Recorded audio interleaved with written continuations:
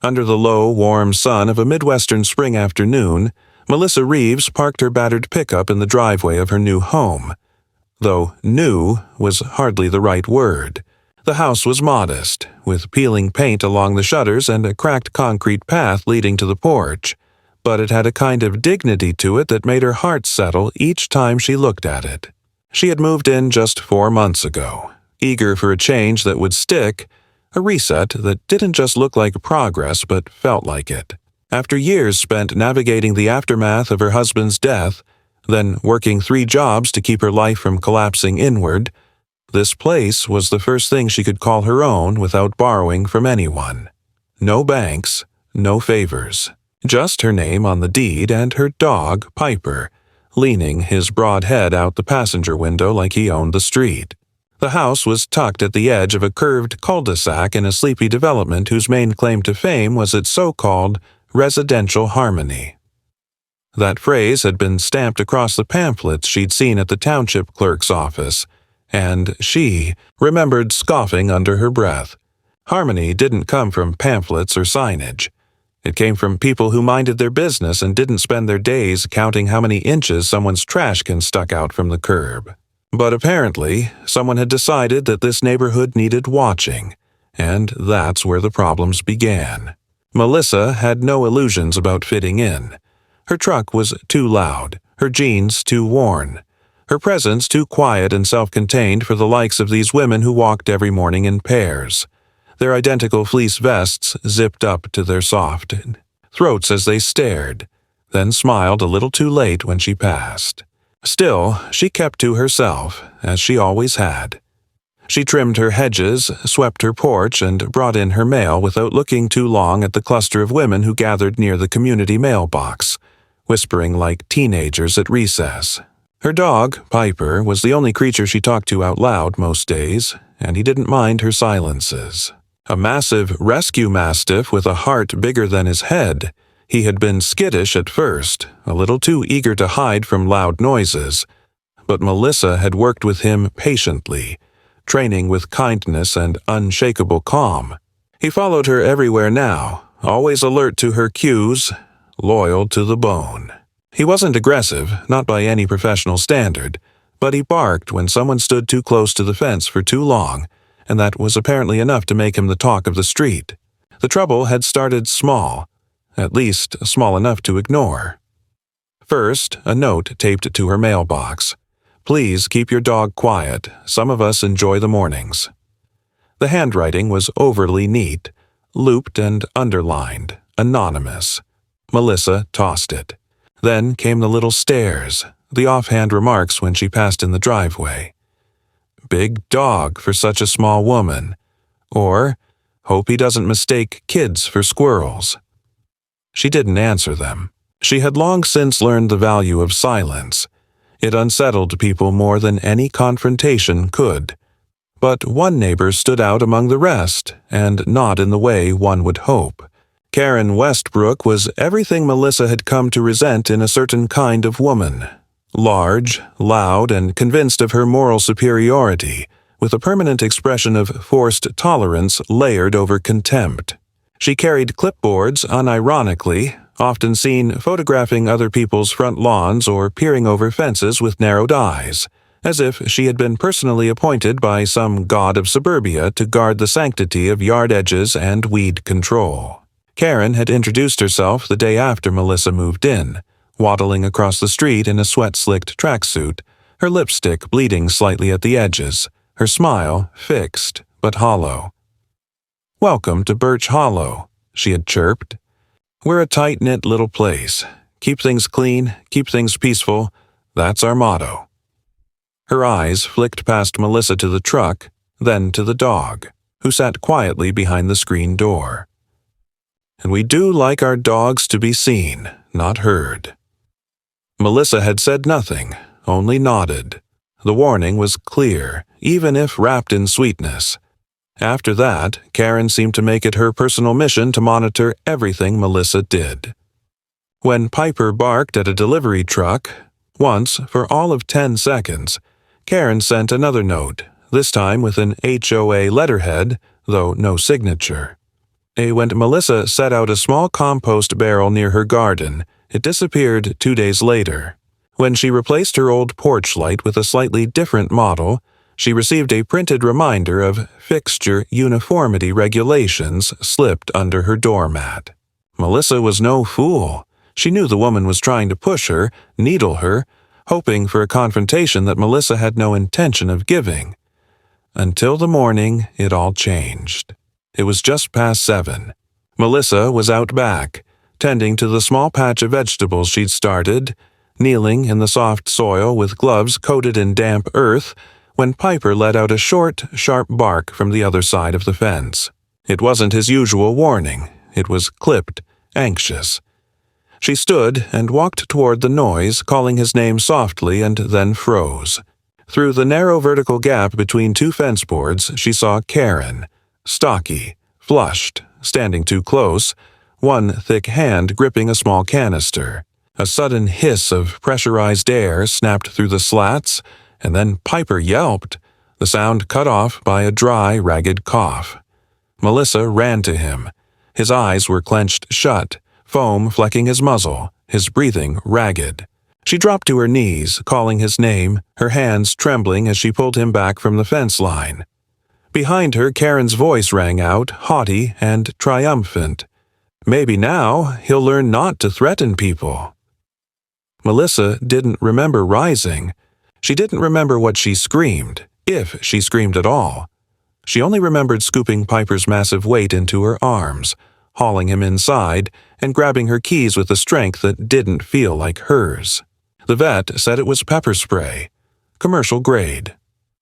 "He's lucky it didn't hit his eyes directly," the woman murmured, wiping Piper's snout gently. "You said someone sprayed it through the fence." Melissa nodded, jaw clenched. "Neighbor. You need to report that. This could have caused permanent damage." She had. She filed the report, waited for officers who showed up late and bored. "Do you have video evidence?" one asked, barely suppressing a yawn. When she said no, they scribbled on their pads and told her it would be noted. Karen, of course, denied everything, claimed Piper had lunged at the fence, that she had merely defended herself. There were no marks on her, no signs of injury, but that didn't seem to matter. She wasn't arrested. There were no charges. Melissa came home with Piper drugged and whimpering, and the fence still standing, thin as ever. That night she stood in the backyard, arms crossed, staring at the gap between the slats. It wasn't just about the dog anymore. This was about power, control, and the lengths to which someone would go to assert dominance over another, quietly, viciously, with a smile and a garden rulebook in hand. Melissa wasn't a fighter by nature, but she wasn't stupid either. She had dealt with worse. She knew how people like Karen operated, with pressure, with paperwork, with relentless insinuation until the target either cracked or left. But Melissa Reeves wasn't leaving. And if Karen Westbrook wanted a fight, she had just picked the wrong damn yard. The morning after the vet visit, Melissa sat at her kitchen table, Piper's heavy head resting on her bare feet as he dozed beneath the table, still sluggish from the medication. She stared at the folder in front of her, the incident report she had filed with the police, and the politely disinterested business card left behind by the officer who had barely concealed his desire to be somewhere else. The ink was already smudged from where her fingers had pressed the card too tightly. The cruelty of what had happened the day before still reverberated inside her like a drumbeat. Repetitive, echoing, inescapable. It wasn't just that Karen had sprayed her dog. It wasn't even that Piper had suffered a chemical burn that could have gone far worse had he not turned his head at the last second. It was the sheer audacity, the absolute belief Karen had displayed, that she could attack Melissa's dog on Melissa's property and not only walk away unscathed, but throw a smug remark over her shoulder while doing it.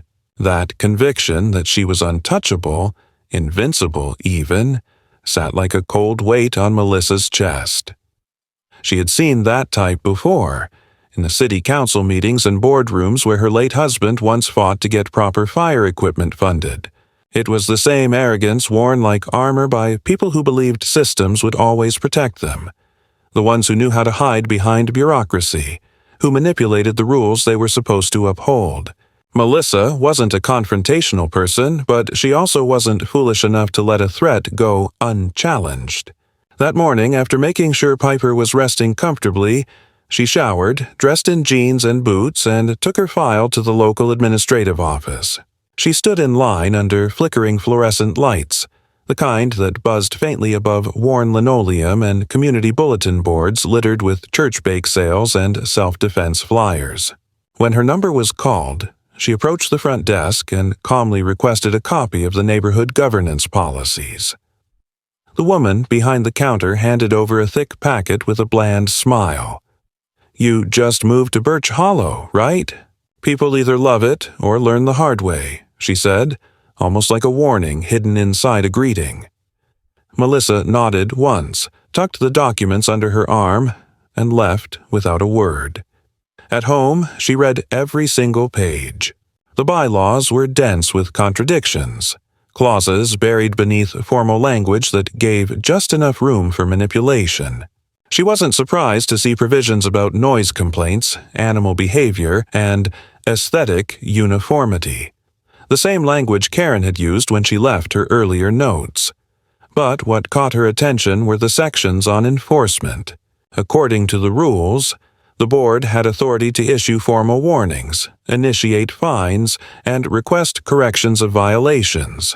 But nowhere did it say that a resident had the right to physically intervene in another's property due to perceived infractions. No clause authorized the use of force or deterrence.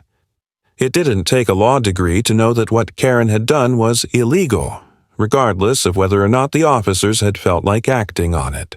Later that afternoon, Melissa walked the perimeter of her yard with a measuring tape and notepad. She noted the distances between the fence slats, the proximity of her porch light to the road, the height of her hedges. If they wanted to play rulebook games, she'd be prepared. It was tedious, almost maddening work, but it gave her focus. She wasn't going to let rage cloud her thinking. It wasn't just about Karen anymore. It was about drawing a line and enforcing it. 2 days passed quietly. Too quietly. The usual morning joggers gave her a wider berth. No notes showed up in her mailbox, and Karen was nowhere to be seen. Melissa began to suspect the woman was planning something, biding her time. That suspicion turned into certainty on the third morning when she walked outside and noticed the small, handmade sign staked into the edge of her lawn. It had been printed on laminated paper, the kind used for yard sales or missing pet flyers. In red, capital letters it read, "Beware of aggressive animal. Violent dog on premises." Below it, in smaller print, "Complaints filed. Under investigation. Protect your children." The sign was angled toward the street where passing drivers could see it. Melissa stood there for a moment, stunned, before yanking the stake from the ground with one hard pull. She didn't knock on Karen's door. She didn't raise her voice or send a threatening message. She went inside, scanned the sign, and emailed a copy to her attorney. A friend of her late husband's, he had helped with her mortgage paperwork and had offered to assist with anything she needed when she first moved in. She hated calling in favors, but this wasn't about pride anymore. It was about escalation, and Karen had just made it clear she wasn't done. By that afternoon, the emails began to come in. One from a resident whose name Melissa didn't recognize. "I heard there's been trouble. Just keep your dog away from my kids." Another, more condescending. "Maybe the neighborhood isn't a great fit for someone with a large breed. Just a thought." And then the third one, forwarded to her from the neighborhood liaison, an official letter stating that a formal review would be held regarding multiple complaints about animal aggression, yard aesthetics, and suspected violations of the community standard. Melissa read it 3 times before setting it down. Her hands were shaking, not with fear, but with anger. The review was scheduled in a week. She would be expected to present her case to a group of volunteers from the board, half of whom likely had no qualifications other than living on the right street for the right number of years. And Karen, no doubt, would be sitting right there, smiling that tight-lipped grin like she was already imagining Piper being labeled a threat and removed. Melissa looked down at the dog beside her, now mostly recovered, his tail thumping weakly against the floor. She knelt, pressed her forehead to his. "We're not letting her take this from us," she whispered. Melissa spent the next several days preparing. She took photographs of every inch of her yard, collected her vet records, documented Piper's behavior logs from his trainer, printed the police report. She made copies of everything and stored them in a bright red folder. She called her attorney again, who agreed to attend the review with her. "These committees usually fold if you show up looking serious," he said. "They're used to neighbors yelling, not showing up with evidence and counsel." But Karen didn't need facts. She had momentum, whispers, and fear on her side. The day before the review, Melissa found her trash cans tipped over and their contents strewn across her driveway. A strange, oily substance had been poured over the bags, leaving a rancid stench. When she looked toward Karen's house, the curtains twitched, then went still. It wasn't confirmation, but it was enough. That night, just past 11, Melissa sat in her backyard in the dark, a cup of coffee in hand, Piper lying at her feet. She listened to the quiet. The air was thick with humidity and the scent of cut grass, but beneath it all was tension, like a string stretched too tight. She knew this wasn't just a matter of neighborly disagreement anymore. It was control, pure and simple. Karen had picked a target, and she was applying pressure from every angle, legal and otherwise, hoping Melissa would crumble, sell, move, disappear. But what Karen didn't seem to realize was that Melissa had already lost too much in life to give up a damn thing now. And the next time Karen came to the fence, there wouldn't be any more warnings. The morning of the review committee hearing arrived wrapped in heavy clouds, the sky low and gray, as if warning that the events ahead would be nothing short of an oncoming storm. Melissa had barely slept. She had ironed her clothes the night before, chosen carefully. Nothing flashy, just professional. A fitted blazer, simple slacks, minimal makeup. She didn't want to come off as desperate or emotional. She needed to look calm, prepared, unflinching. She went over her documents once more, rehearsed her statements aloud in the kitchen while Piper watched her with steady eyes. He seemed to sense her tension and stayed close to her heels all morning, his weight like a silent anchor. Before she left, she knelt beside him and pressed her face against his neck, inhaling the familiar scent of his fur. The community center wasn't far. A squat, beige building next to the library with a flickering fluorescent light just inside the vestibule and coffee-stained carpet that hadn't been replaced in years. A few other people were already inside when she arrived. Karen, of course, was there early, seated at the long folding table in the center of the room, flanked by two women and an older man who looked more like he was trying to stay awake than oversee neighborhood governance. Karen wore a deep purple blouse that strained at the buttons and sat with her arms folded, exuding confidence. Melissa could see the smug tilt to her mouth even from across the room. That expression, too familiar by now, struck Melissa not with fear, but with a bitter surge of focus. Her attorney arrived 5 minutes before the hearing began. Tall, composed, and calm in a way that commanded attention without force, he greeted Melissa with a firm nod and took his place beside her. The room settled. The woman, at the far end of the table wearing a lanyard labeled Neighborhood Review Facilitator, cleared her throat and called the hearing to order. What followed was a performance, and Karen knew her role well. She started with a carefully constructed recounting of events. Piper had barked persistently for several weeks.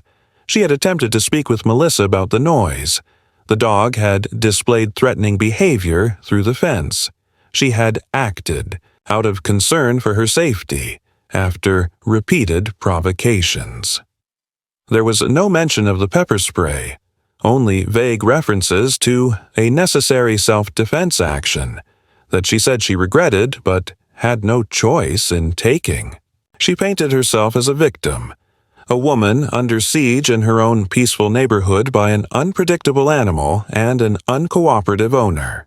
She handed over copies of alleged complaint logs, none of which were dated, and photographs of Piper barking, still images that captured noise without context. The committee listened with bland expressions, a few nodding mechanically, clearly familiar with Karen's routine. Then it was Melissa's turn. Her attorney began by addressing the elephant in the room, the physical attack on her dog. He recited the date of the incident, the timeline of veterinary treatment, the police report, and reminded the committee that no law or bylaw permitted the use of chemical deterrents through someone else's property. He cited exact policy sections showing that dog complaints must be filed formally, not addressed through vigilantism. Melissa followed with her own statement, measured, clear, grounded in facts. She spoke not of vengeance, but of violation. She explained Piper's temperament, his training history, the effort she had put into maintaining peace. She provided documentation, behavior certifications, vet receipts, photographic evidence of the fence's design, which showed there was no physical threat posed to Karen. She even included the copy of the sign that had been posted on her yard without consent, framed as part of a harassment pattern. When she finished, there was a heavy pause. Then the committee lead thanked both parties and said they would deliberate privately. The room emptied slowly. Karen stood last, pausing near the door to toss a parting glance over her shoulder. "You put a lot of effort into this little show," she said, voice low and sweetly venomous. "You might win the room, but let's see how long you last in this neighborhood." Melissa didn't respond. She watched her leave, let the words sit there like cold coffee gone stale. The decision arrived 2 days later in an envelope slid under her door. The committee found no current violation, but recommended that Melissa continue to monitor and mitigate the potential impact of her animal on the community experience. In short, it was a dismissal dressed up as compromise. Karen didn't get her official reprimand, but she didn't get Melissa punished either. It was, on the surface, a draw. But Melissa knew that Karen would not take the perceived insult lightly. A woman like her didn't react well to being challenged without absolute victory. And, true to form, Karen retaliated in ways both subtle and poisonous. First came the parade of small infractions. A notice appeared in Melissa's mailbox citing non-uniform lighting fixtures on her porch, despite the fixture being nearly identical to her neighbor's.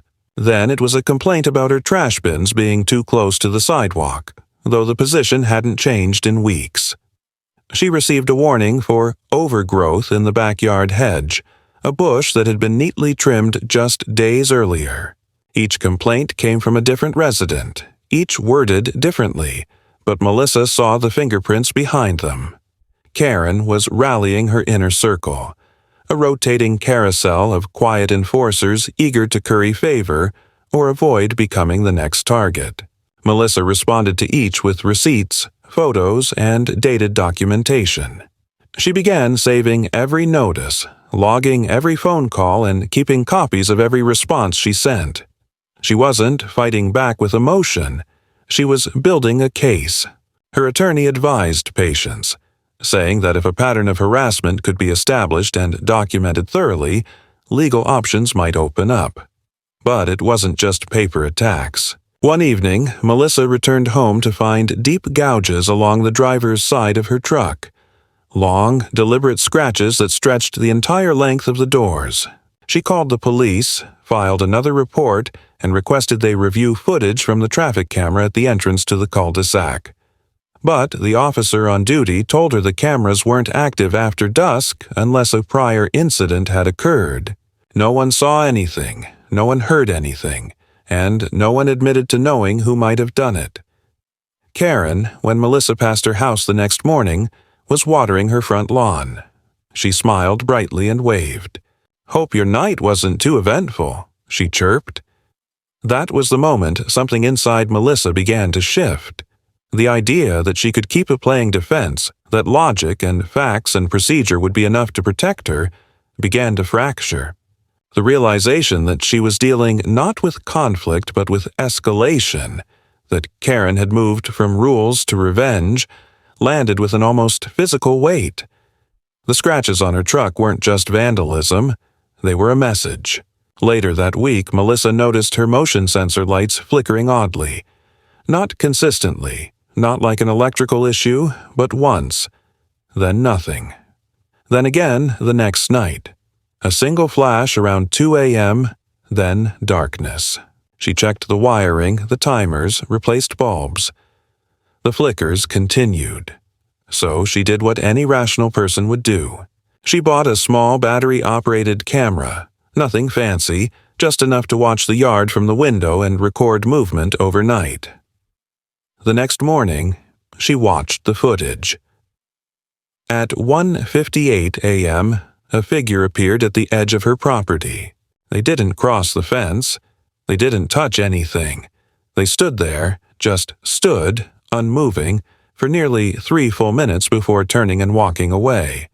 The angle didn't catch the face. The outline was broad, lumpy. The shoulders were unmistakable. Karen. Melissa saved the footage, copied it, backed it up, sent it to her lawyer with a note. "I think we need to escalate." The next day, she filed for a civil restraining order. It wasn't granted immediately, but the process had begun. And just like that, the balance tipped. It wasn't Melissa who was under review now. It wasn't her dog being measured, her lights being judged, her hedges inspected.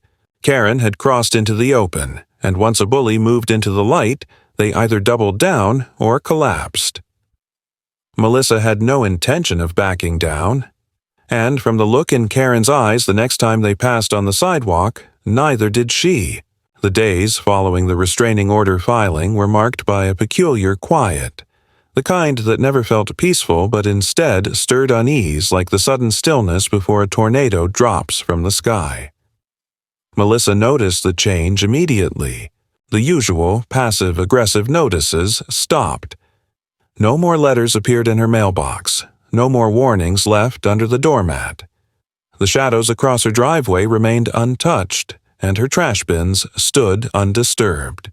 At first, it seemed like maybe the paperwork had done its job, that Karen had finally backed off, at least enough to give Melissa some space, but the quiet was too heavy, too measured. It didn't feel like surrender. It felt like planning. Melissa continued to live her life, but now with a permanent sense of vigilance. She adjusted her routine slightly, made sure Piper wasn't outside alone for more than a few minutes, and took her phone with her even for the shortest walks to the garden. She added a second camera, one that captured the alleyway between her house and the neighbor's garage, where shadows tended to linger just out of sight. She began keeping a journal, handwritten, of anything unusual, no matter how minor. A car parked too long at the curb, a stranger walking past twice in 1 hour, a noise near the fence just after midnight. She didn't know yet how all the pieces would fit, but she had learned enough to trust her instincts, and they told her to keep track of everything. Then came the morning that rewrote everything. Melissa was sipping her second cup of coffee sitting on the back steps, watching the sunlight creep across the lawn, when Piper suddenly tensed beside her. He didn't bark, but his body went rigid, ears forward, eyes locked on something through the trees. Melissa followed his gaze and froze. 2 men stood at the far edge of her property near the creek that bordered the development line. They were in uniforms, tan slacks, dark green shirts, badges clipped to their belts, but they weren't police. They didn't call out, didn't wave. They were measuring something. One of them held a surveyor's pole, while the other appeared to be marking notes on a clipboard. Neither approached the house. When Melissa stepped off the porch and began walking toward them, they turned and left without a word, disappearing down the slope like they had never been there at all. That afternoon, a certified letter arrived. It was stamped with the seal of the development's Architectural Compliance Committee and detailed a formal pre-review of Melissa's property regarding potential boundary discrepancies. The language was dense, vague, and deliberately unsettling. Phrases like land use reassessment, non-uniform perimeter designation, and pending lot adjustment bled through every sentence like slow poison. There was no accusation, no fine, just a notice, a threat wrapped in legalese. Melissa drove straight to her attorney's office, handed over the letter, and waited. He read it twice, then leaned back and sighed. "This isn't random," he said. "They're fishing for something. Someone likely tipped off the compliance office with a complaint framed as concern for neighborhood integrity. It's a stall tactic, or worse, the opening move in a land dispute." "But I've got the survey," Melissa said. "The one from the sale. It's less than a year old." "Then they know that too," he replied, "which means they're hoping you'll either panic or make a mistake." That night, Melissa sat with the old file folder from her closing documents and went through every page again. She found the survey map, the deed, the fence placement documentation, the building permits. Everything was in order. Everything had been properly reviewed and filed. But she knew what this was. They were trying to draw her out, trying to overwhelm her, and she knew who was behind it, even if her name wasn't printed anywhere. Karen had done this before. Of that, Melissa was now certain. This level of manipulation, the specific use of bureaucracy as a weapon, the veil of official process that disguised a personal vendetta, it had the same fingerprints as the harassment she'd endured from day one. Karen was clever in a way most people underestimated. She didn't just break rules or bend them. She rewrote the script entirely, masked behind a smile and a clipboard. The following weekend, as Melissa returned from the grocery store, she noticed a small group gathered at Karen's front yard. 5 or 6 people standing in a loose circle, some with iced coffees in hand, others with pamphlets. Karen stood in the middle, gesturing toward Melissa's house. Melissa parked slowly, watching them disperse without urgency.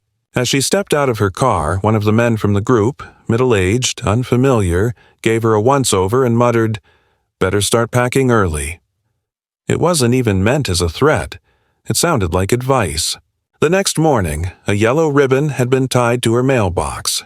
No note, no name, just a ribbon, tied in a neat bow. Later that same day, the second boundary survey was delivered. It claimed a slight overreach of her backyard fence by a matter of inches onto the adjacent greenbelt, which was technically communal space. The tone of the report was ominous, suggesting that continued unauthorized encroachment could result in property adjustments or administrative intervention. Melissa laughed out loud when she read it. Inches.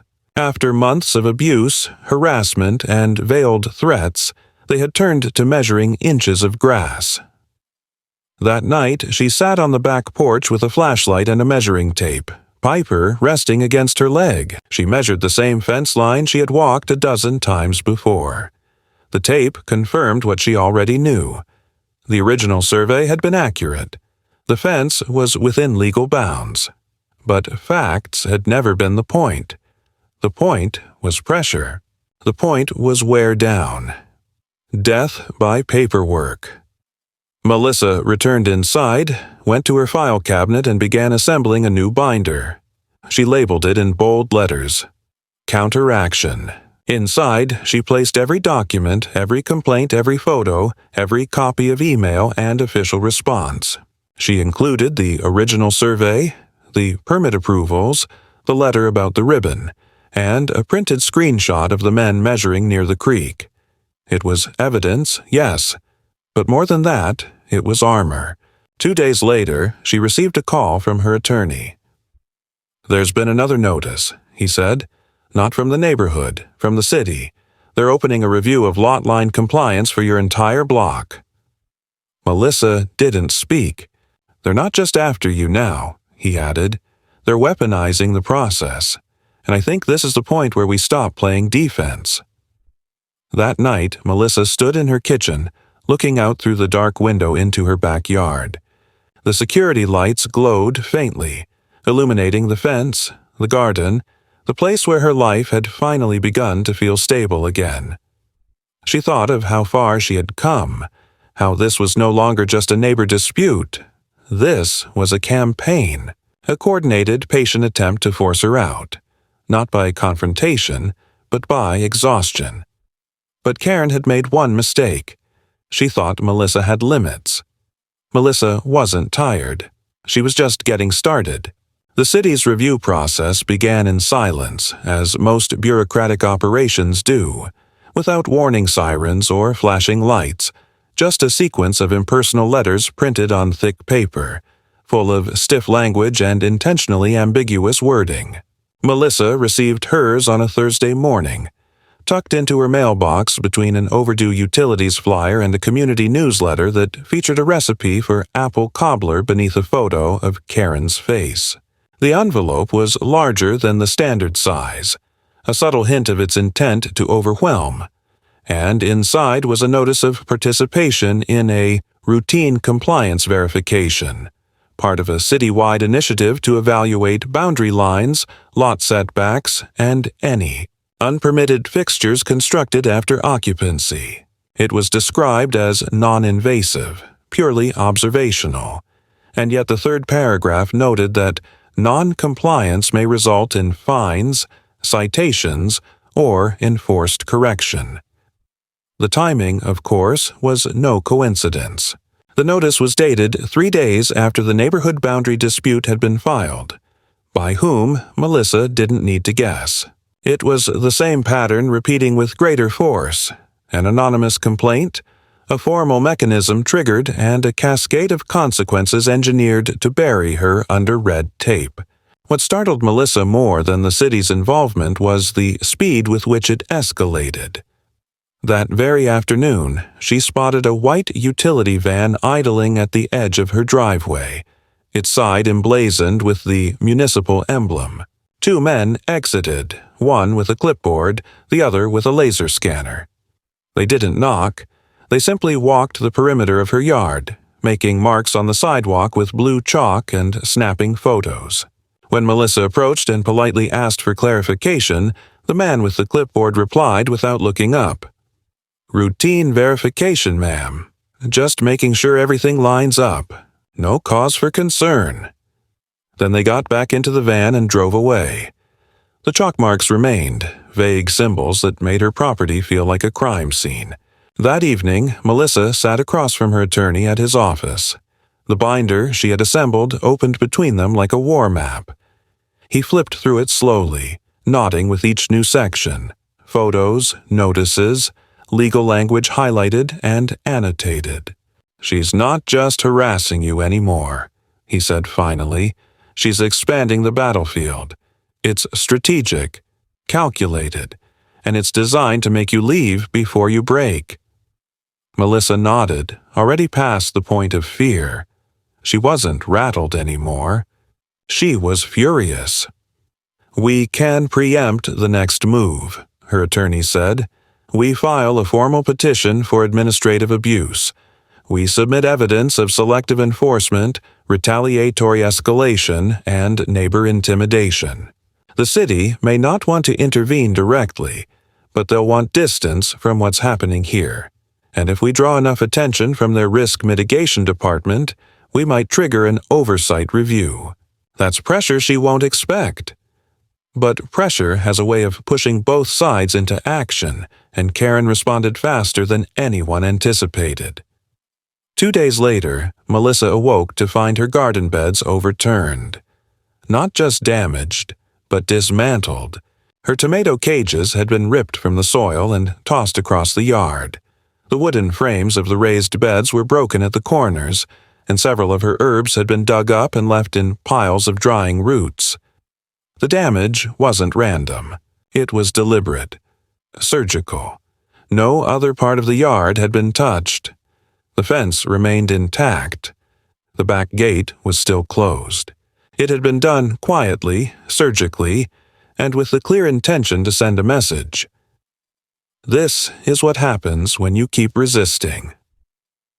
Melissa called the police. The officer who arrived was younger, sharper than the ones before. He surveyed the scene with a furrowed brow, took her statement seriously, and said he would log the report. But when Melissa asked if it could be connected to the ongoing harassment case, he hesitated, then gave the standard answer. Without witnesses or video, it's difficult to tie this to a specific individual. She thanked him anyway. When he left, she walked to the edge of the property and stared at the house across the street. Karen stood in her driveway, arms folded, sipping from a pastel thermos. She didn't wave. She didn't smirk. She just watched. The next week unraveled quickly. Melissa's legal filings were countered by yet another complaint, this time about unauthorized surveillance devices. A city inspector arrived to verify whether her motion-detecting lights and cameras violated visual privacy laws, citing concern expressed by multiple households. The absurdity of it burned, but it forced Melissa to remove 2 of the newer cameras, lest she be fined. Piper became restless. The tension in the house was palpable. Every time the doorbell rang, he tensed. Every rustle outside made him pace the hall. Melissa began sleeping less. Her appetite diminished. She knew these were the signs of someone being slowly worn down, and she hated how her body betrayed the very determination her mind still clung to. But what Karen hadn't accounted for, what bullies never truly grasp, is that people like Melissa don't collapse. They adapt. They pivot. She scheduled a formal meeting with the district's land oversight representative. Her attorney accompanied her. Together, they laid out every event, every tactic, every unpunished action that led to this point. The representative, a woman in her 40s with no-nonsense eyes, listened without interruption. She asked sharp, focused questions. She took notes. When the meeting ended, she said, "If half of this is verifiable, this goes beyond enforcement. This is systemic abuse." Melissa didn't smile, didn't nod. She just said, "That's what I've been saying." Within a week, the city review process was halted pending investigation. Notices of freeze were issued to all parties involved in neighbor-initiated compliance cases. Karen's machine hit a wall, but that didn't mean she stopped pushing. Late one evening, Melissa took Piper out for a short walk. The sky was a dusky purple, the streetlights humming. As she passed the mailbox cluster, she noticed a black envelope tucked into her box. Unmarked, no stamp, clearly hand-delivered. Inside was a single sheet of paper. On it, typed in bold font, were the words, "You are not welcome here." That was it. No name, no threat of action. Just a message, personal, pointed, intimate in its malice. Melissa folded the note slowly, slipped it into her coat pocket, and kept walking. She didn't report it. There was no point. It would be dismissed as anonymous. Instead, she logged it in her journal and scanned it into her growing digital archive. That night, she walked her property perimeter with Piper at her side, flashlight in one hand, camera in the other. When she reached the north edge near the tree line, she spotted a new addition, subtle but unmistakable.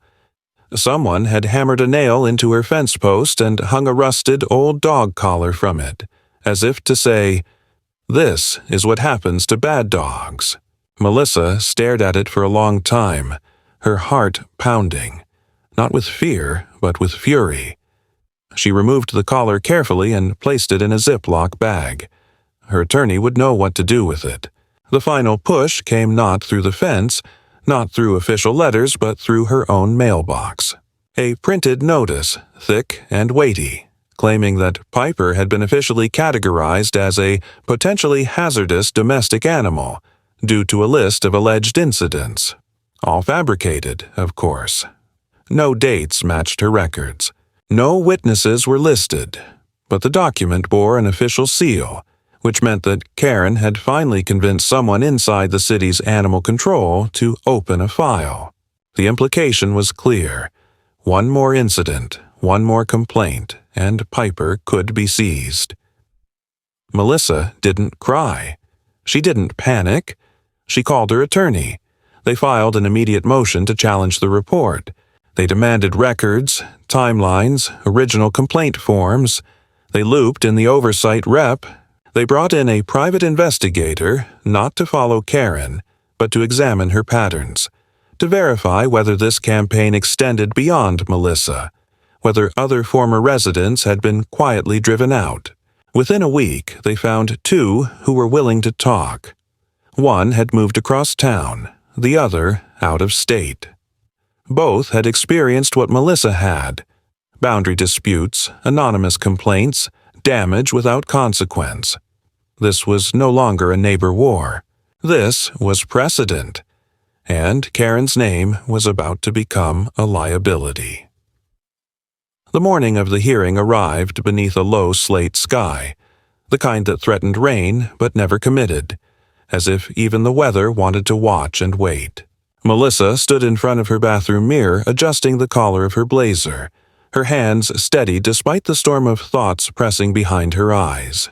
Piper lay near the door, calm but alert, as if he too knew this day would mean something more than paperwork and tired committee nods. The previous night had passed in silence, not from peace, but from preparation. The documents had been reviewed, the statements rehearsed, and the evidence, hundreds of pages now, sorted into color-coded folders, tabbed and dated. She wasn't coming in with a plea. She was coming in with a record, a timeline, a map of exactly how Karen Westbrook had built her empire of intimidation, one minor rule at a time. The district hearing wasn't held in the neighborhood's community center this time. That stage was too small now. Instead, it took place in the county municipal building, inside a beige-walled, clockless room where the air always smelled faintly of old coffee and carpet glue. Melissa arrived with her attorney and the investigator, both dressed sharply and carrying their own evidence packets. A third chair was reserved for the oversight representative, who had quietly initiated a parallel inquiry after their last meeting. On the opposite side of the room, Karen sat with her arms crossed over her chest, wearing a magenta blouse stretched tight at the seams and an expression crafted from years of smug deflection. Her lips were drawn taut in something that wasn't quite a smile, and her eyes scanned the room like a security camera looking for something to discredit. A panel of 3 officials oversaw the proceedings, none of them neighborhood residents, none of them under Karen's influence. This time, her usual tactics wouldn't work. This time, people were paying attention.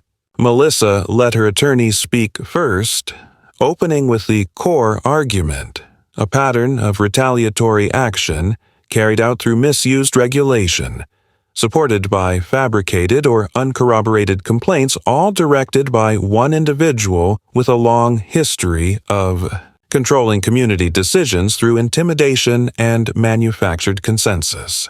He detailed the timeline from the first act of aggression, Karen's use of pepper spray on Melissa's dog, through the wave of noise citations, property boundary manipulation, vandalism, surveillance complaints, and finally, the most recent attempt to label Piper a hazardous animal.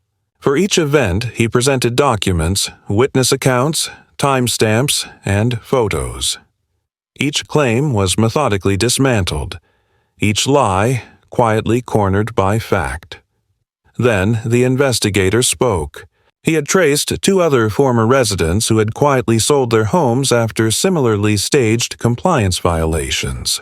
He presented excerpts from interviews, redacted for privacy but compelling in their familiarity, accusations of trash violations, fence height complaints, late-night knocks, and mysterious property damage.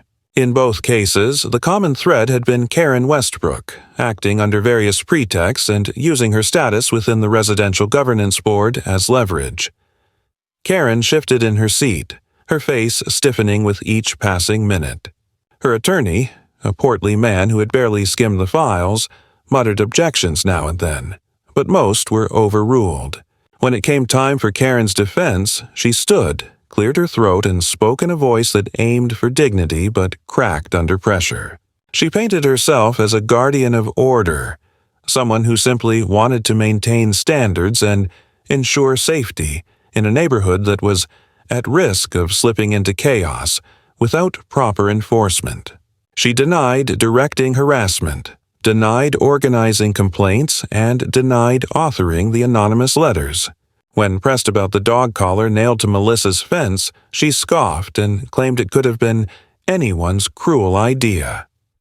She even implied, not subtly, that Melissa had likely fabricated the damages herself for sympathy.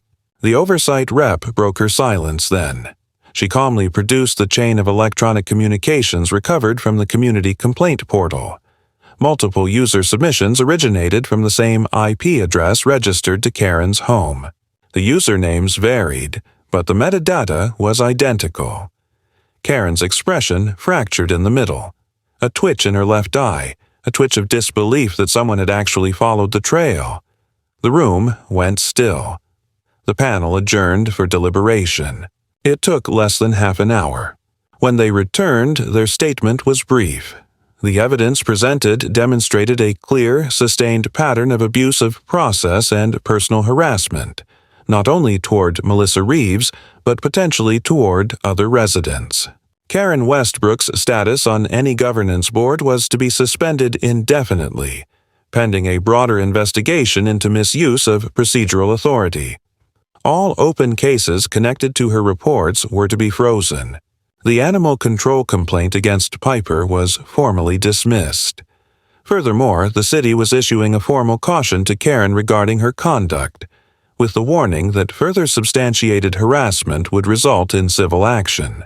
Karen said nothing.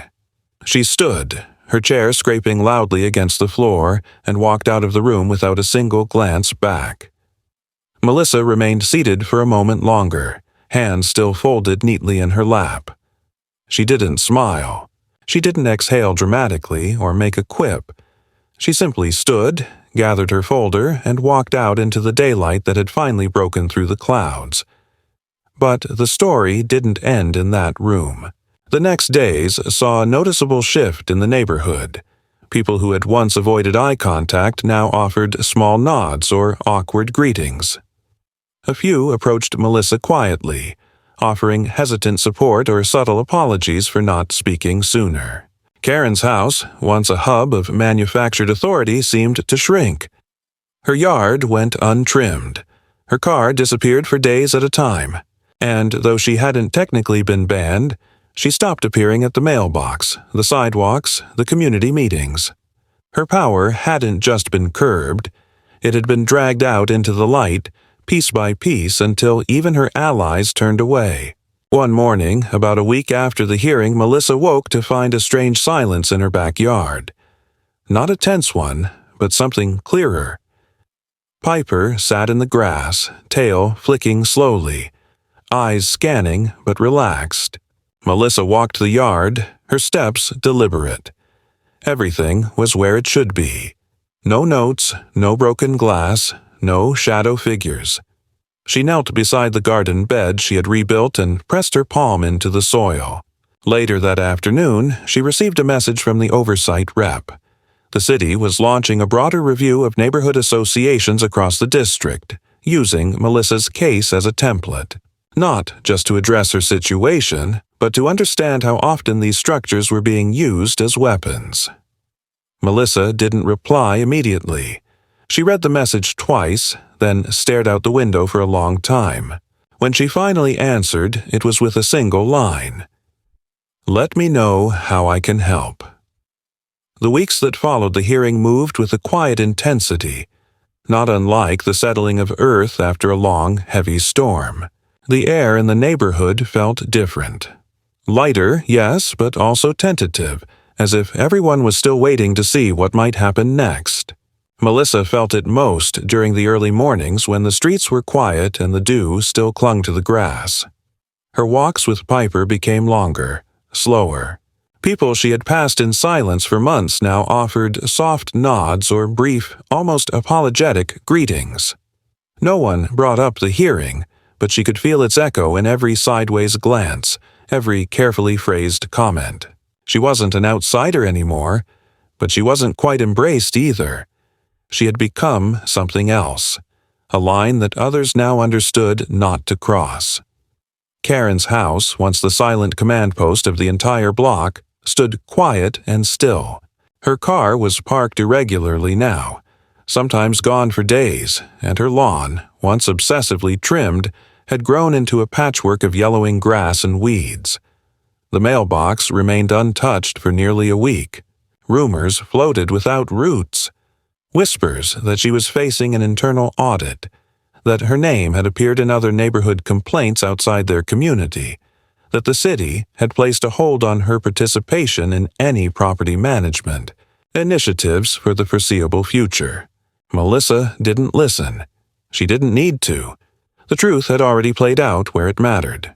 Karen had been exposed, her pattern laid bare, and for the first time in years, people had seen what unchecked entitlement could become when given too much power and too little oversight. But Melissa didn't waste her time with celebration.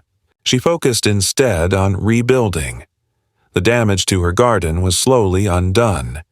New wooden frames replaced the shattered ones, and fresh herbs and vegetables took root in the soil. Piper seemed to sense the shift as well. His energy returned fully, his appetite normal, and he once again lounged beneath the tree line in the backyard with the calm vigilance of a protector finally allowed to rest. Melissa took joy in the smallest details. The sound of her wind chimes swaying freely again, the way sunlight stretched across her porch in the late afternoon without the oppressive awareness of being watched. She repaired her fence herself, sealing the splinters with steady hands and a slow, purposeful rhythm. Every nail she drove into the wood was not just a repair, but a reclaiming. Then came the invitation. The city oversight representative, the one who had quietly initiated the formal inquiry into Karen's behavior, reached out again, this time with a request. A meeting was being planned, she explained, a workshop designed to educate homeowners and residential boards on lawful governance, conflict resolution, and the prevention of procedural abuse. Melissa's case had been selected as a key study. Would she be willing to attend, not as a victim, but as a speaker? Not to relive her experience, but to offer perspective, to help others understand how easily order can be twisted into oppression when left unchecked. Melissa hesitated. Public speaking was never something she had gravitated toward, and the idea of putting herself back into the spotlight made her jaw tighten. But she also knew that change didn't happen in silence. Karen had depended on silence, on shame, on the quiet compliance of those too exhausted to resist. Melissa had broken that silence, and now there was something worth protecting in the space left behind. She agreed. The workshop was held in a modest auditorium at the County Civic Center, filled with board members, neighborhood organizers, and a few curious residents from surrounding districts.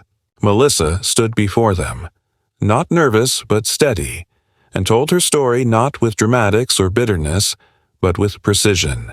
She spoke about fear, about how it can creep into your home through paperwork and fake smiles, how it hides behind concern and community standards, how it grows stronger every time someone gives up and moves away without a word.